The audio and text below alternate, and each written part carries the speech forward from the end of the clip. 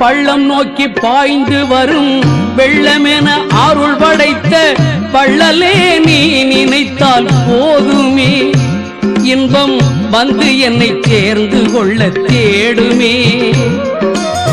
பள்ளம் நோக்கி பாய்ந்து வரும் வெள்ளமென அருள் படைத்த பள்ளலே நீ நினைத்தால் போதுமே, இன்பம் வந்து என்னை சேர்ந்து கொள்ள தேடுமே.